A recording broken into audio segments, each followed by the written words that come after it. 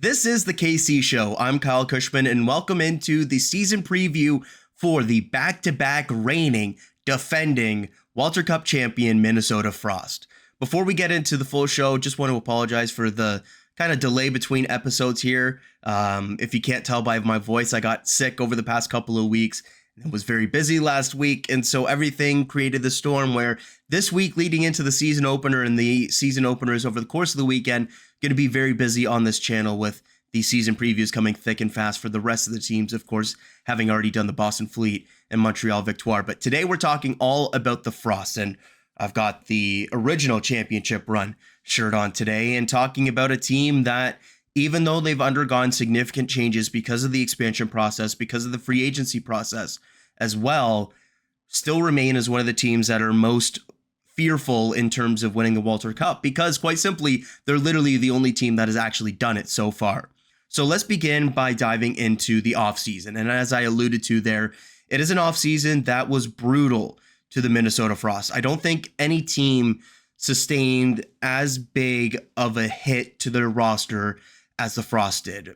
Naturally, being the back-to-back Cup champions, they were a team that the expansion teams looked to, in particular the Golden Eyes in Vancouver, but also to teams around the league in terms of interest in some of their players as well. So let's begin by looking at the players that departed in this offseason, beginning at forward, where Michaela Cava leaves in free agency to Vancouver. Brooke McQuigg and Denise Ashisheva also go to Vancouver in the expansion process. Liz Shepard signs a 2-year deal with the Boston Fleet, and then Brooke Bryant left without a contract. She's currently in the Seattle Torrent training camp as a camp invite. On defense, though, is the big story, where Sophie Jakes and Claire Thompson both leave in the expansion process to Vancouver. Melissa Channel-Watkins then signs with Vancouver. So if you're keeping track, that's a lot of Vancouver here. By my count, that's 6 Vancouver players now from last year's Minnesota roster.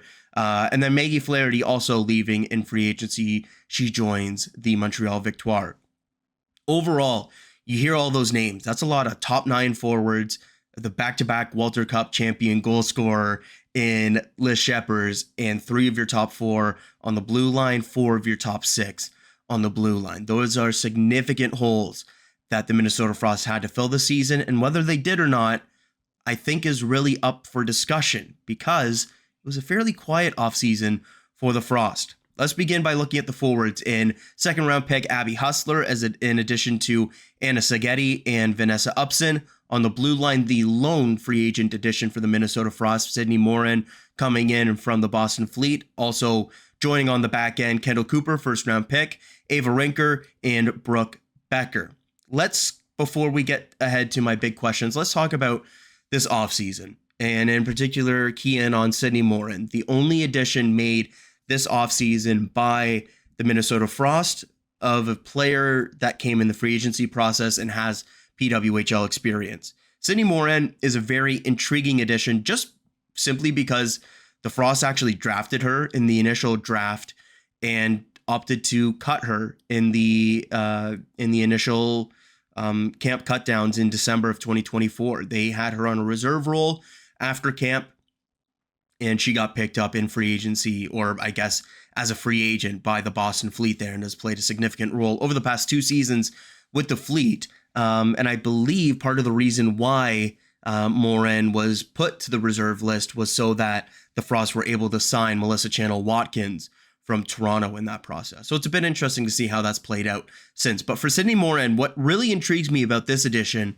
is actually looking at what Sophie Jakes did in Minnesota, where there was no defender in the league that puts more pucks on net than Sophie Jakes. She activates significantly in the offensive zone. She's always looking to push the puck into the offensive zone. When the puck is on her stick, 9 times out of 10, she's putting it on net. That's what makes her so effective. She's able to get pucks on net. She's able to create rebound chances and actually get pucks on net from the blue line. In addition to her having like a legitimately lethal shot, to the point where in fewer games because of injury, she by far has the most shots among any defender in PWHL history, with 143 shots on goal. But what's interesting about this, and why I'm talking about Sophie Jakes here, is because number 2 there is Sydney Morin, with 119 shots on goal in her PWHL career, more than any other player except for Sophie Jakes. So what intrigues me here is if what worked so well for Sophie Jakes in Minnesota was a green light to activate offensively and get pucks on net, can they try and get similar output from Sydney Morin? Now, I'm not by any means suggesting that Sydney Morin is going to become the best 5-on-5 scoring defender in the PWHL and be a PWHL Defender of the Year candidate. But in an era or into a season now where teams from the original group of teams have to try and figure out ways to create in the aggregate a little bit in terms of their losses, find a bit more value from other players, I'm really intrigued to see what Morin can do in a system that had the green light for Sophie Jakes, a player that has been on Team USA's before, that has that ability, has put up huge numbers in Europe before, and because of her shot volume, because of her eagerness to get pucks on net, I'm curious to see if she's used in a similar kind of role as Sophie Jakes was in the top 4 for Minnesota and what those results ultimately look like, because she's a player that, while not, of course, at that level of Sophie Jakes because of her caliber, what she did in college as a Patty Kazmaier winner, what she's done in the PWHL through 2 years, that's a fairly singular player in women's hockey. But in terms of that play style, in terms of a defender who gets pucks on net and has a bit of a flair for offense, I'm really intrigued to see what Sydney Morin can do in that kind of role, and if she is used in a similar role to what Sophie Jakes was. So with that being said, and of course only one actual PWHL addition in terms of a veteran being added to this roster to discuss, of course a bunch of rookies coming in though. So let's get now to my 5 big questions for the Frost, beginning with, I think, the biggest reason why they're the Walter Cup champions from last season, and that's, can they again be the best 5-on-5 scoring team? There was no team in the PWHL that was as efficient scoring at 5-on-5, that were as lethal at scoring at 5-on-5 with the mix of players that they had, both in terms of their forwards and defenders, and it carried into the playoffs, where in a series against Toronto where it was a bit more open at times, they were able to convert. When it was tighter at times, they were able to get goals in big moments, and then they were able to carry that into the PWHL finals and were able to get the goals in the big moments. I don't think any team in the PWHL last season showed the consistent scoring at 5-on-5, and because they were able to get into the playoffs, being able to carry over that scoring ability was huge, and it's something that a lot of teams are looking to find in the playoffs. If the Frost are able to repeat that with a very similar forward group coming back, that's going to be huge. Because I look at this roster, and again, we go over the losses that they had in the free agency and expansion process. Sophie Jakes, top of the line defender. Claire Thompson, top of the line defender. Michaela Cava, top 6 player, but complementary player in the top 6. Brooke McQuigg, top 6 player, but complementary piece in the top 6. Grace Zumwinkle's back. Taylor Heisey's back. Kendall Coyne-Schofield's back. Kelly Panik's back. Britta Curl-Salemme's back. You have so much of that top 9, in particular top 6, still in place, at least the core of that why can't they repeat as that kind of offensive team? Now, the counter to that would be, well, because you're missing Sophie Jakes and Claire Thompson on the back end, and that's certainly true. But there's a couple of players on the back end that could step up there. We could get a very strong rookie season from Kendall Cooper. That would go a long way to supplementing that. Obviously, I think the 5-on-5 scoring is going to take a step back because of those losses this offseason, but the core forwards are still there that were the key drivers of that 5-on-5 offense. Like, there are a few players in the league that have been as efficient scoring at 5-on-5 as Kendall Coyne-Schofield, and I don't think she's gotten the credit for it because her numbers haven't popped in the same way of some other players, but she's quietly been in that top 10 mix. And if she had some more power play scoring behind her, instead of just the 1 goal and 1 power play assist she has in her career to this point, then she'd be right up there with the Poulins and Stacey's and Watts and all those players right at the tippy top instead of just kind of lower in the top 10. So it's a team that I think is going to be potent offensively again because of those forwards that are returning, in addition to, I think, somebody like Grace Zumwinkle maybe having a bounce back season.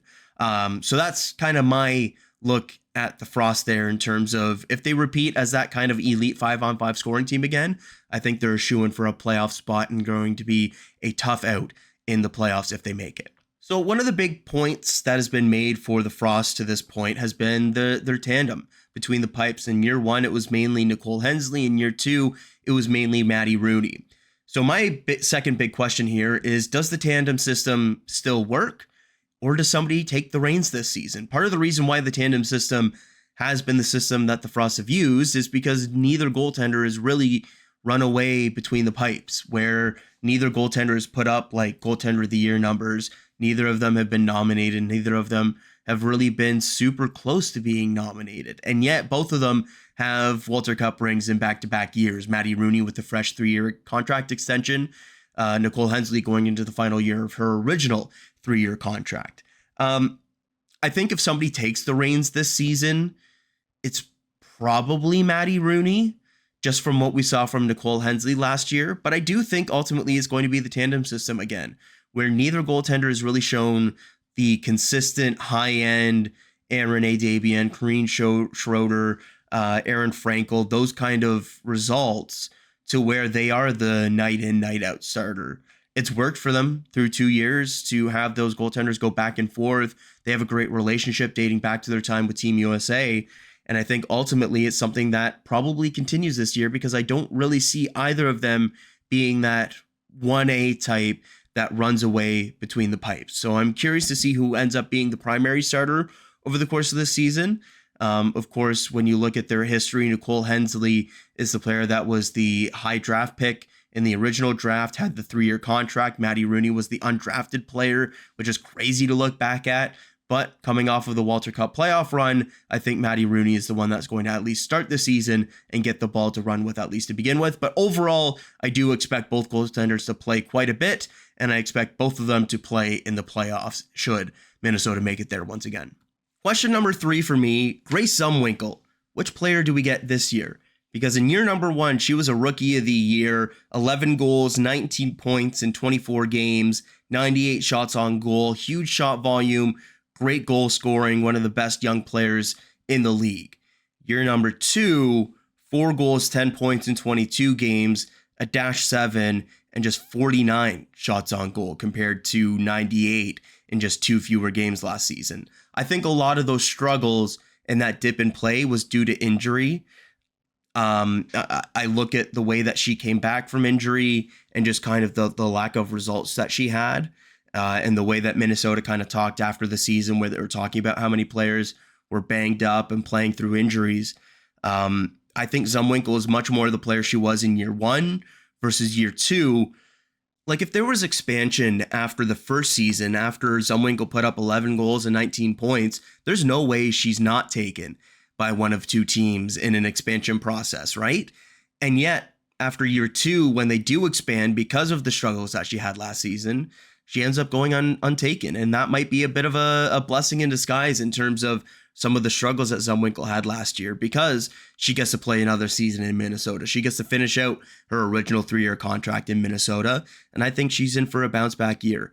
I think a lot of her struggles might be linked to the injury and either playing through an injury or trying to figure out some things there. But yeah, I think Grace Zumwinkle is a great player. I think she's a great goal scorer. I think she has the ability to put up the shot volume again that she did in year number 1. And I think that's the expectation for her going into this year, where you need to step up, where there's some losses on the back end and some losses up front, and you need a player to step up offensively. I think Grace Zumwinkle is one of those players that can do that, and I think will do that this season for the Frost. Question number 4 for me, who steps up on defense? As talked about earlier, Claire Thompson, Sophie Jakes, Melissa Channel-Watkins, Maggie Flaherty, all leaving this offseason. That's 4 of your top 6 that you have to replace. How do you go about doing that? It's going to be very interesting to see how they approach this defense, where Lee Steckline now becomes that North Star. And she already was, but really even more so this upcoming season. Do they pair her with a rookie like Kendall Cooper, who has that upside? Do they opt to have them on different pairings and go to 2 veterans on the top pairing with Sydney Morin? Do you even see maybe a lesser player, in theory, in like a May Batherson or somebody like that, step up onto the top pairing, because we saw that a little bit last season, and have the rest of the offense spread out a little bit more? Very curious to see how they go about this, because they also have more right-handed defenders than they do lefties. So that means at least one player is going to have to play on their opposite side.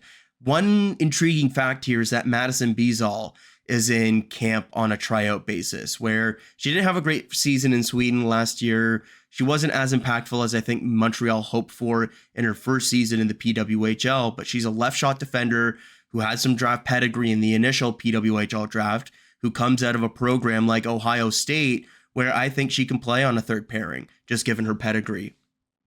And being a player that can maybe step in and maybe help you as another lefty and give you that 3-and-3 option.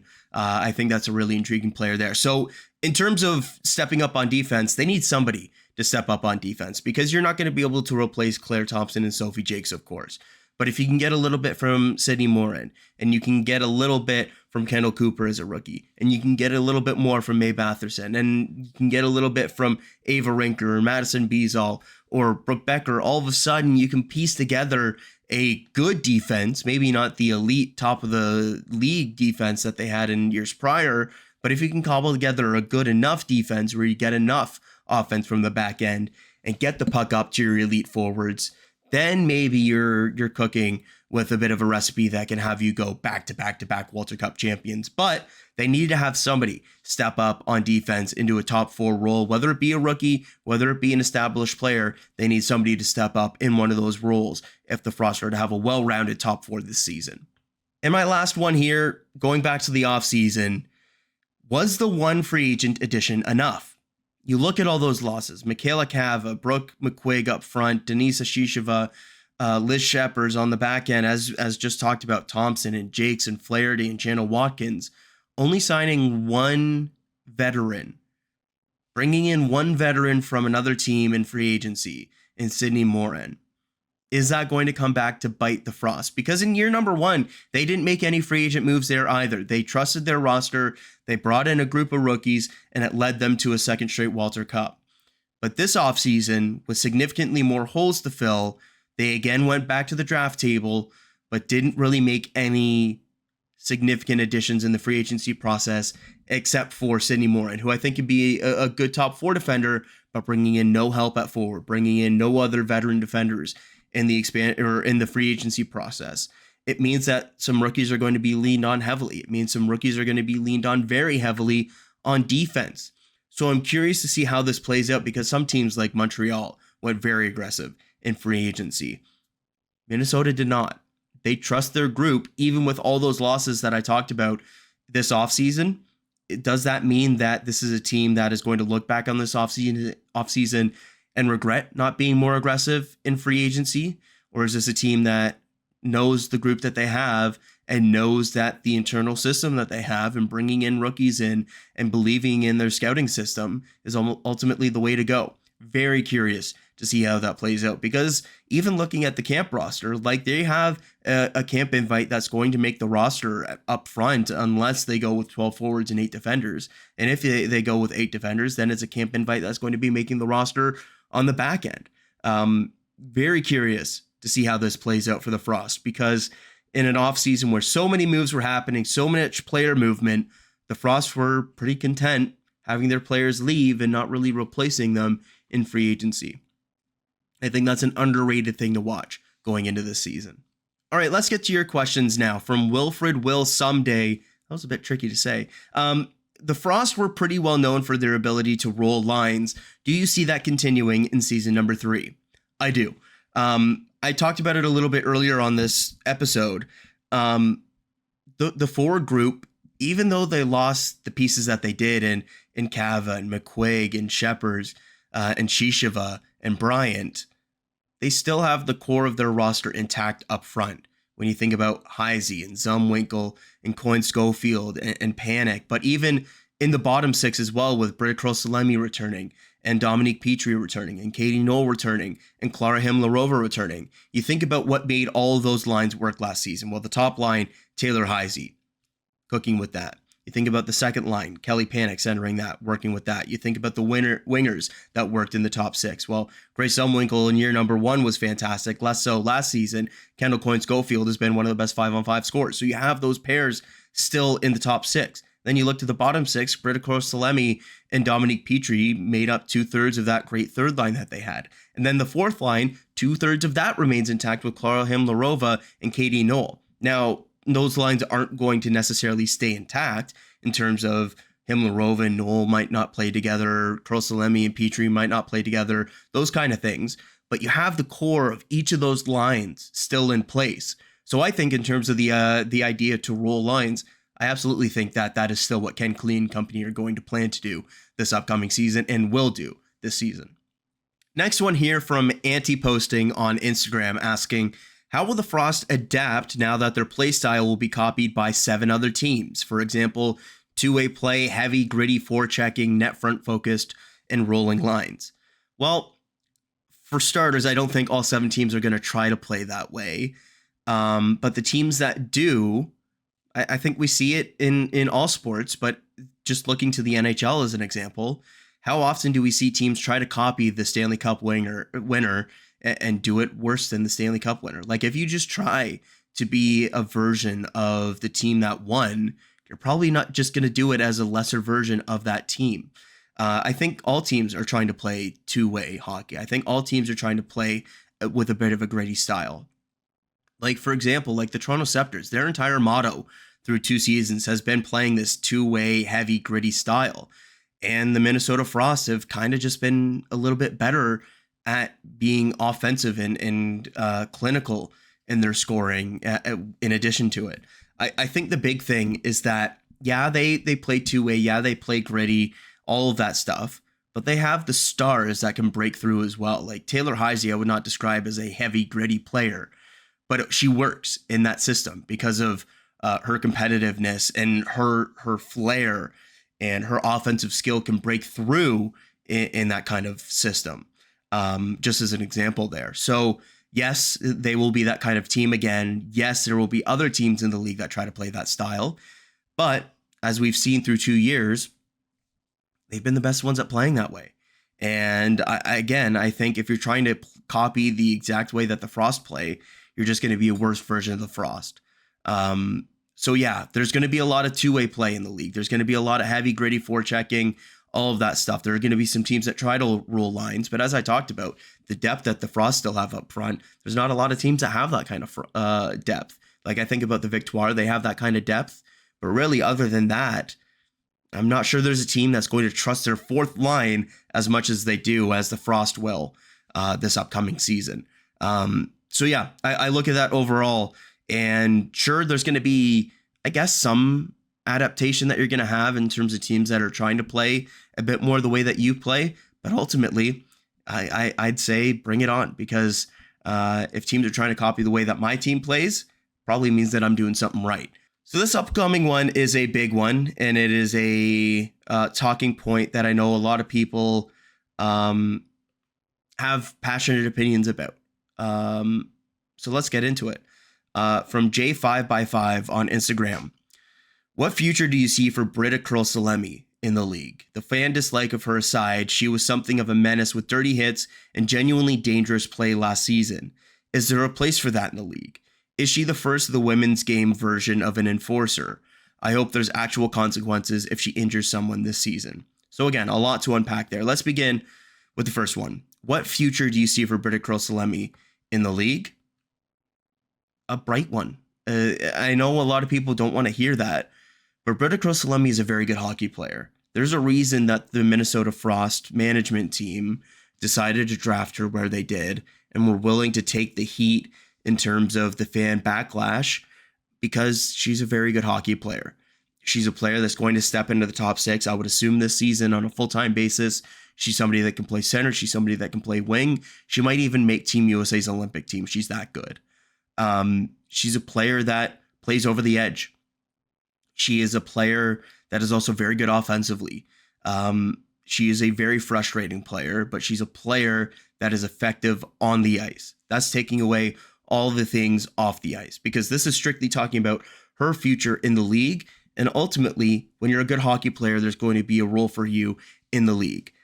When it comes to Curl-Salemme and the off-ice history that she has, it's something where it's not like it's a criminal history that the league can really enforce and keep a player away from the league.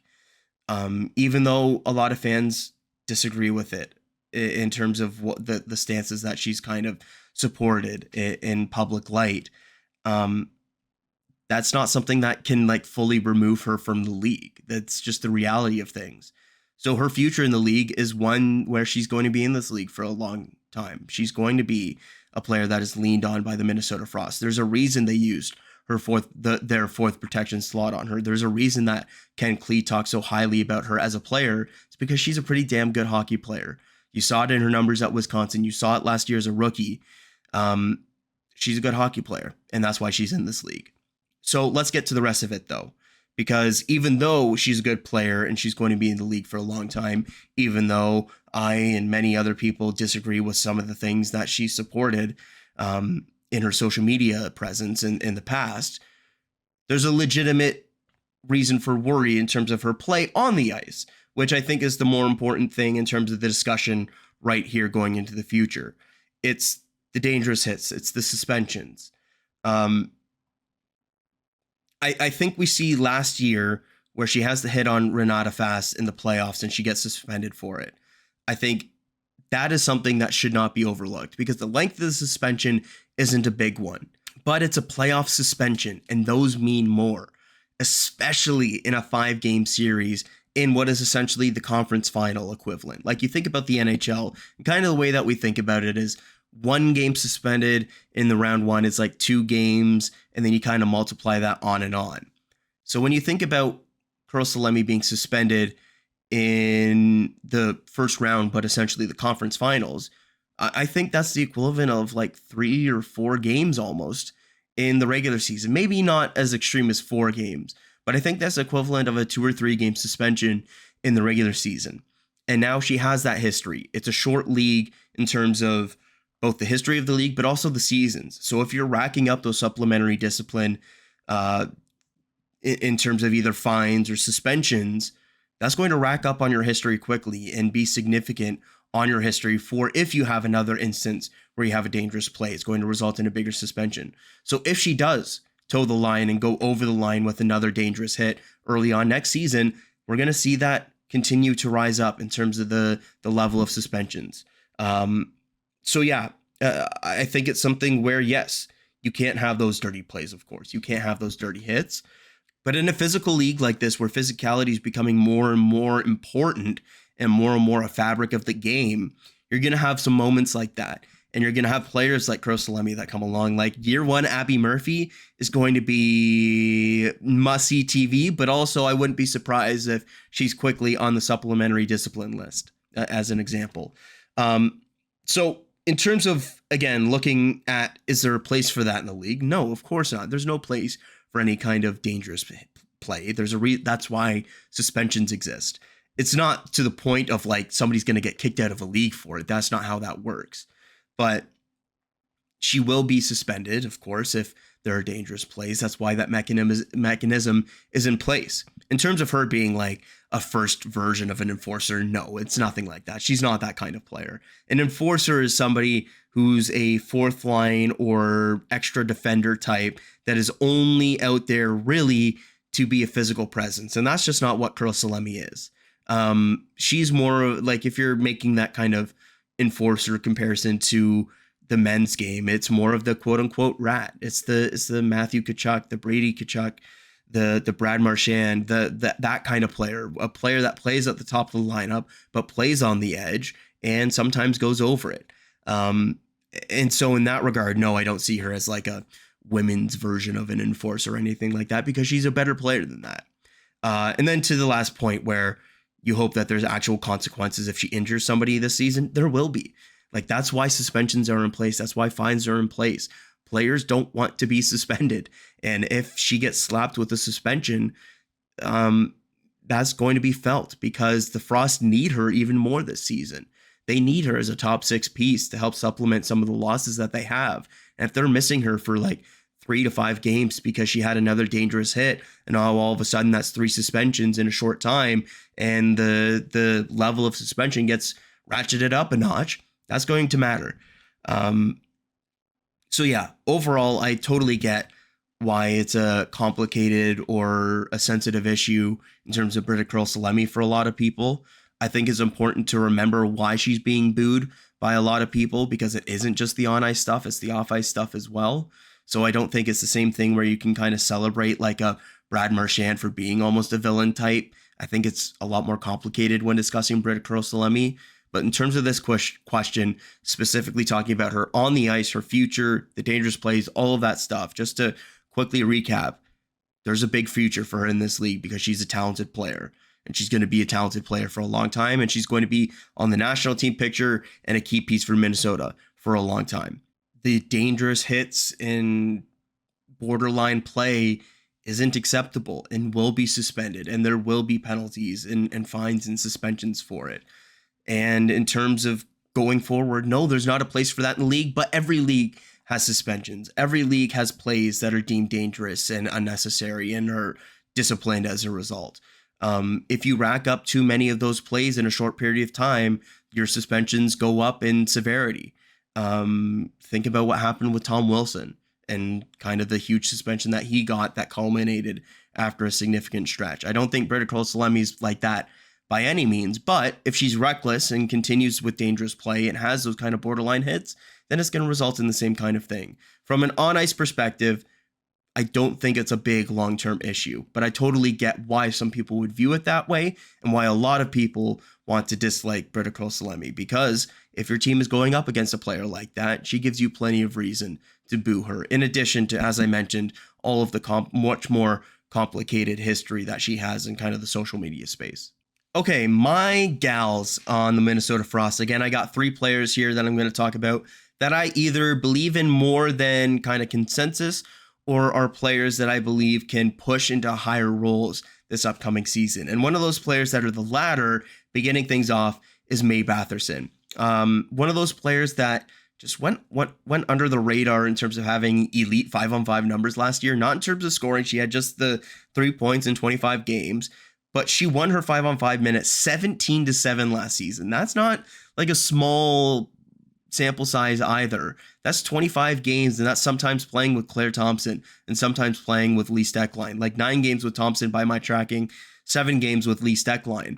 She played a little bit in the top 4 there, on a right side, on a left side, and succeeded. And so even though she wasn't the primary driver there, I think she's somebody that, based off of those 5-on-5 results and based off of her history at Syracuse and then that last season at St. Lawrence where she was a near point per game going into the draft, I think she's somebody that has shown the ability to be a puck transporter, an offensive defender that can give you some good minutes in the top 4.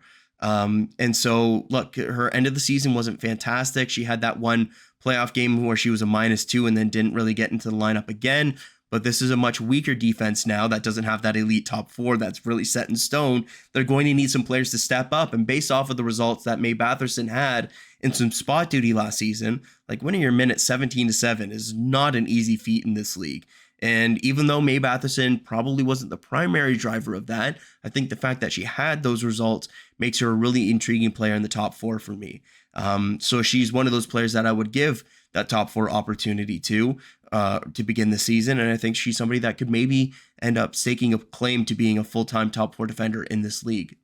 My second one here is Dominique Petrie, a player that just kind of flew under the radar as a really efficient player in the top 9 last season for the Frost. Had a big injury in her collegiate days, but was very good at Harvard, was very good at Clarkson, kind of came in as a mid-round draft pick last season and just kind of flourished in a third-line role. She had a great start to the season, had an injury, didn't maybe put up as big numbers as the season went along, but again, was very efficient in her minutes, blocked a bunch of shots, played in a defensive role as needed. I think she's somebody that is going to be a very good third-line center this upcoming season. I think the big thing for her is just staying healthy, because she missed that bunch of time in college. She missed a decent amount of time last season as well. If she can play that full season and stay healthy, I think she's going to blossom this year and really kind of put up some numbers that make people maybe a little bit surprised. I think she's somebody that could maybe play some spot minutes in the top 6, even if they look to move her on the wing as well. She's a player that I think has a well-rounded skill set and is somebody that can maybe surprise a little bit this upcoming season. And third here, going to one of the rookies, Ava Rinker from here out of UConn. In my draft prep process, becoming familiarized with a player like Rinker, and watching some of her point production this season, it just jumped out to me, kind of her instincts and her play on the puck. There were a bunch of really strong puck rushes, rushing up the right-hand wing and jumping into the zone and getting the puck on net, either scoring a goal or setting up a goal. There were some great plays that she made in terms of intercepting a pass or having the puck on her stick and manipulating players in the offensive zone. I just kind of look at her skill set, and if she was like a 5'7", 5'8" defender, probably going in like the top 3 rounds instead of where she ended up going. And that's not a huge difference, of course, but I think her being 5'3" in this league, kind of going to more size and physicality, maybe hurt her a little bit and maybe some teams' evaluations.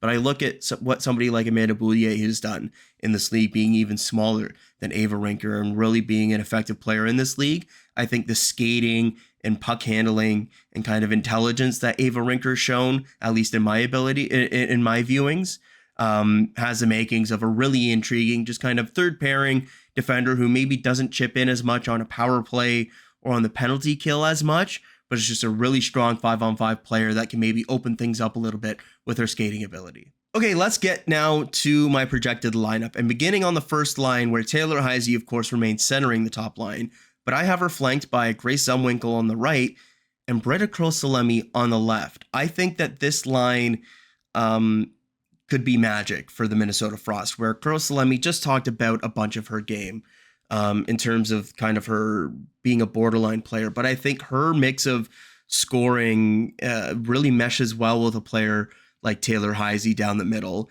And then Grace Zumwinkle is a phenomenal finisher as well. And I think reuniting Heise and Zumwinkle, especially early in the season, maybe gives Zumwinkle a bit of that boost that maybe she needs after that tougher last season. So I really like the idea of this line, and maybe you could have a different player on the top line instead of Curl-Salemme and move her down to the second or third line and maybe spread out the wealth a little bit more. But I really like the idea of having that legit first line that's dangerous, that every team has to game plan for against, in Curl-Salemme, Heise, and Zumwinkle. And then that brings me to the second line with Kendall Coyne-Schofield, Kelly Panic, and Abby Hustler. I thought about moving Hustler up to the top line here, but I like her in this role with two very veteran players in Panic and Coyne-Schofield. Hustler has the size, she has the scoring ability. I think she could actually bring a decent amount of what Brooke McQuigg did last season. And you think about the success that McQuigg had on the second line with Kelly Panic. Hustler playing on the right side, she did a bunch of that at St. Lawrence. Kendall Coyne-Schofield, very underrated player. The speed, the two-way ability, the elite 5-on-5 scoring. I think that gives you a well-balanced second line that helps a younger rookie get into the league with two of the best veterans in the game. Kelly Panic, of course, a player that does not get nearly enough recognition as she deserves for being one of the best two-way forwards in the league as well. But let's continue on now to the third line, where I have Klara Himlarova, Dominique Petrie, and Katie Knoll. This is the fourth line that was so great last season, just with Dominique Petrie in the middle instead of Liz Sheppers. I really like the idea of keeping Himlarova and Knoll together. I thought about keeping either Knoll or Himlarova on the fourth line and then having one of the younger rookies on the third line, but I think this is a third line that can eat defensive zone minutes if you need them to, can chip in offensively if you need them to. I think this is a well-rounded group that is going to give teams a very hard time as a third line. Really strong, well-rounded group. Again, forechecking, has a bit of an offensive punch to it. Just a group that I really like. And then finally, the fourth line, a bit more of an offensive punch maybe than your typical fourth line with Vanessa Upson, Anna Saghetti, and Claire Budarak. Less so Budarak, but Saghetti, I really like her playmaking, kind of her silky mitts. She's somebody that I could easily see pushed into the top 9 here. And then Vanessa Upson, one of the rookies that I'm really intrigued to see make the transition from Mercyhurst to the PWHL, a player that had some very intriguing offensive numbers at Mercyhurst and was one of the youngest players in the draft as well. Hey friends, this is Editing Kyle jumping in because I just realized I forgot to talk about the defense pairings. So let's do that right now. My top pairing would be Lee Steckline with Kendall Cooper. I understand the idea of maybe going with a veteran on the top pairing with Steckline to have that true number one pairing right from the get-go. But I think the value of having Lee Steckline get to be like a player coach almost to Kendall Cooper in the early going of her PWHL career would be super, super helpful for a player like that in their transition to the league. I also really like Kendall Cooper's skating and puck moving ability. I think that would make for a nice pairing and a long-term pairing as well for the Frost. So that's what I would go with on the top pairing. Second pairing, I talked about how much I like May Batherson and somebody that I think can step into a top 4 role this year if given the opportunity. Well, I'm giving her the opportunity alongside Sydney Morin. I think this is more of an offensive zone type pairing, and then you give Steckline a bit more of the defensive usage. But I really like the idea of Batherson getting the top 6 opportunity, and then Sydney Morin is a veteran again alongside somebody like Batherson and somebody who, as mentioned earlier in the show, I really am intrigued to see if they use her in a similar way to the way that they used Sophie Jakes over the past couple of years. And then my third pairing would be Ava Rinker playing her offside on the left with Natalie Buckbinder. It's a bit awkward making these pairings because there are so many right-handed D. One of them has to switch to their offside unless somebody like Madison Beazall makes the final roster and gets into the regular role. But for me, I talked about how much I like Ava Rinker's mixtape when I was going through the draft process. And I think she's somebody with her skating, her puck handling, her instincts as well. I think she'd be able to handle playing her offside there. And Natalie Buckbinder is just a very solid defensive player in the league who could push higher in the lineup if they need them to, and could even play on the top pairing with Lee Steckline if you really wanted them to. So that's kind of the outlook that I have for this defensive group. And then in terms of my projection for this season for the Minnesota Frost, it's actually a pretty tight window for me. I have them finishing anywhere from 3rd at best to 5th at worst. Again, you look over the past 2 years, they finished 4th in both leagues, so that's both seasons. So that's right in the middle of my projection. I just think overall, this is a very strong forward group that maybe has some question marks on defense, but overall, I look at what they've done the past 2 seasons. I look at the group that they still have, and I just think they're still going to be a formidable team over the course of the season. I don't think they're going to reach the heights of the top teams that I'm projecting. I don't think they're going to have the lows of kind of the teams that I have more question marks about. So overall for me, I think the high water mark for this team is 3rd in the PWHL. I think the bottom for them is 5th. So in that tight playoff mix, depending on what the format ends up being, that should be announced this week. I think they'll be right in the mix there for those kind of main final playoff spots overall. So this is Editing Kyle signing off for this one. Thanks for tuning in. And again, we're going to have a fun week coming up of shows. Action-packed week, I guess is the way that you could describe it, with all these previews coming out leading up into the opener on November 21st, but also leading into the weekend as well. Thanks for tuning in, and I'll see you next time. Going to be talking to Toronto Scepters on the next one, so be sure to get your questions there either on Twitter, on Instagram, or in the comment section here on YouTube. So again, thanks for tuning in, and I'll catch you next time for the Toronto Scepters preview.